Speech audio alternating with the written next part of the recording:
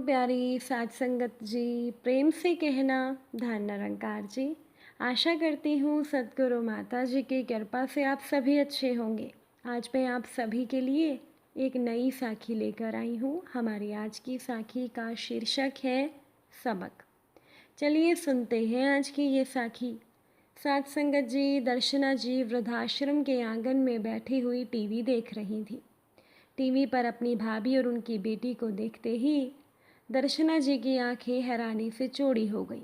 उनकी आंखों से आंसू बह निकले और वो सोच में पड़ गईं कि मैंने इन लोगों को क्या कुछ नहीं सुनाया था। आज ये लोग कहाँ से कहाँ पहुँच गए हैं। इधर मंच पर बेटी को पुरस्कार लेता हुआ देखकर दर्शना जी की आंखें भी खुशी के मारे नम हो गई थीं। और उसी पल कमला को भी अपनी ननद दर्शना की याद आ रही थी। साथ संगत जी, कमला जी की ननद दर्शना शुरुआत से ही बहुत ही बुरे व्यवहार की थी। तो दर्शना जी अपने आगे किसी को कुछ समझती नहीं थी, क्योंकि दिखने में वो बहुत सुंदर थी। दर्शना जी की सुंदरता को देखते हुए एक ऊंचे घराने से उनके लिए रिश्ता आया। बहुत धूमधाम से दर्शना की शादी हुई और वो अपने ससुराल में चली गई। बाद में जब दर्शना के भाई प्रभाकर की शादी हुई तो कमला ने पत्नी के रूप में उनके जीवन में कदम रखा। दर्शना अपनी भाभी कमला से ज़्यादा खुश नहीं रहती थी। वो सोचती थी कि मेरी भाभी तो मेरे आगे कुछ भी नहीं है। इसीलिए दर्शना ने अपनी भाभी कमला को कोई मान सम्मान नहीं दिया। धीरे धीरे कमला को भी ये बात समझ में आ गई थी और रिश्तों में थोड़ी दूरी सी आ गई थी। इधर जब कमला के घर पर संतान का जन्म होने वाला था और दूसरी तरफ कमला की सास की मृत्यु हो गई, तो घर में अब अपना कहने वाला कोई नहीं था। कमला के ससुर जी भी बहुत पहले ही इस दुनिया से जा चुके थे, तो प्रभाकर और कमला ही एक दूसरे का ध्यान रख लेते थे। जब समय पूरा होने वाला था तब एक दिन प्रभाकर ने अपनी बहन दर्शना को फ़ोन लगाकर कहा, दीदी, घर पर मेरी पत्नी का ध्यान रखने वाला कोई नहीं है, तुम कुछ दिनों के लिए यहाँ आ जाती तो अच्छा रहता। तब दर्शना ने उसे झिड़कते हुए कहा कि मैं अपने घर का ऐशो आराम छोड़कर तुम्हारे घर पर तुम्हारी पत्नी की सेवा करने नहीं आऊँगी, किसी काम वाली को रख लो। तब इस बात से प्रभाकर को बहुत बुरा लगा था। उसने सोचा था कि ऐसे समय में कोई घर का अपना व्यक्ति होगा तो अच्छा होगा और घर का व्यक्ति कमला का ध्यान अच्छे से रख पाएगा। फिर काफ़ी सोच विचार कर प्रभाकर ने अपनी सास को आने के लिए कह दिया। कमला की माँ ने आकर सब कुछ सहज ही संभाल लिया था, लेकिन प्रभाकर के मन में ये बात रह गई थी कि मेरी बहन ने मुश्किल परिस्थितियों में मेरा साथ नहीं दिया। खैर धीरे धीरे समय बीता। निश्चित समय आने पर कमला ने एक बेटी को जन्म दिया। मासूम सी उस बच्ची को देखते ही प्रभाकर और कमला की आंखें खुशी के मारे नम हो गईं। हालांकि उस बच्ची का रंग ज़्यादा साफ नहीं था, लेकिन माता पिता के लिए बात बताइए कहाँ मायने रखती है। वो तो उस बच्चे की मुस्कान को देखकर उसमें खो जाते थे।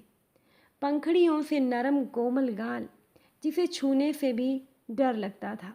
जब दर्शना अस्पताल में बच्ची को देखने के लिए आई तो देखते ही मुंह बनाते हुए बोली, ये लड़की तो हमारे खानदान की लगती नहीं है। भाभी, ये कैसी बच्ची को जन्म दिया है, इसका रंग तो बहुत काला है।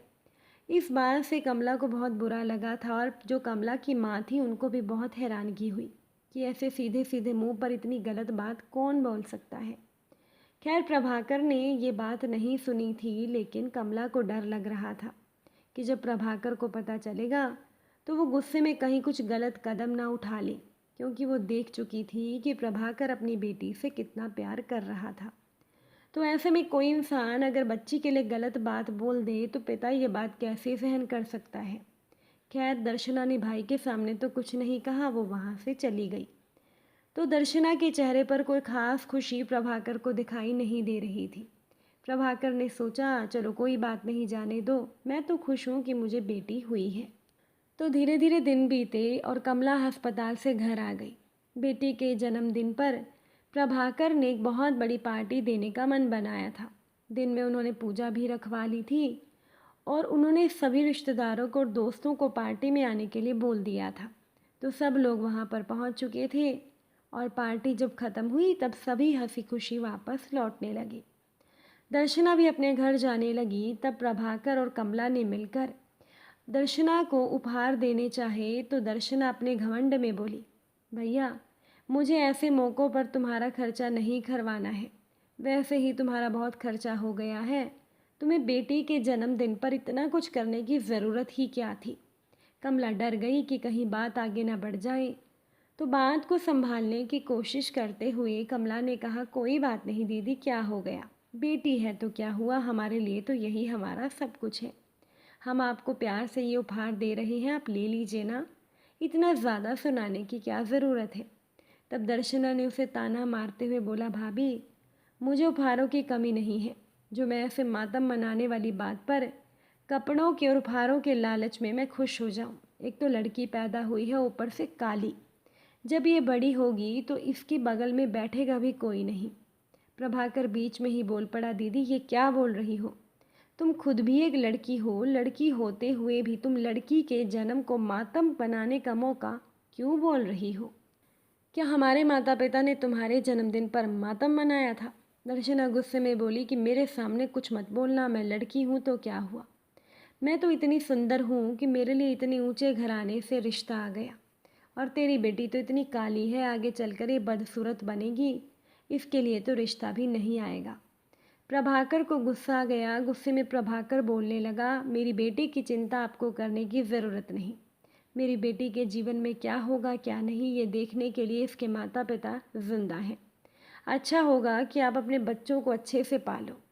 तब दर्शना घमंड में डूबी हुई आवाज़ में बोली, मेरे पास 2 बेटे हैं, मुझे क्या चिंता, और वो देखने में काले भी नहीं हैं, मेरे बेटे तो सुंदर हैं ही, और साथ में वो हैं भी लड़के, तो मुझे जीवन में आगे कोई कमी नहीं होगी, परेशानी नहीं होगी। मेरे बेटे मेरा ध्यान रखेंगे, तुम्हारा क्या है। तुम्हें बेटी पैदा हुई है, ये ज़िंदगी भर तुम पर बोझ बनकर रहेगी। ना तो इसकी शादी होगी और ना कभी तुम दोनों सुख भरे दिन देख पाओगी। वैसे तो अब तुम्हारी पत्नी दोबारा माँ बनने से रही, मैंने सच बात बोल दी तो तुम लोगों को बुरा लग गया।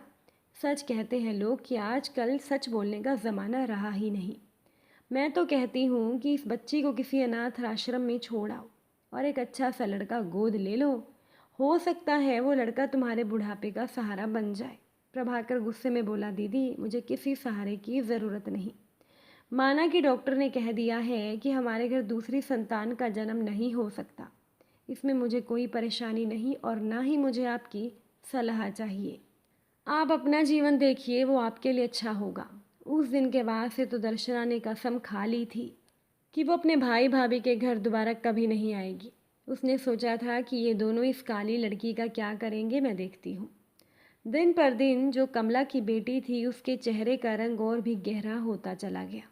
लेकिन कमला और प्रभाकर ने इन बातों पर ध्यान नहीं दिया। कमला अंदर से दुखी थी। उस समय जब दर्शना ने उसकी बेटी के लिए अपशब्द कहे थे, तब कमला को कितना बुरा लगा था। उसने मन ही मन सोच लिया था कि वो अपनी बेटी की परवरिश इस तरह से करेगी कि उसकी बेटी का नाम खूब होगा और दुनिया की आंखें उसकी प्रतिभा को देखकर दंग रह जाएंगी।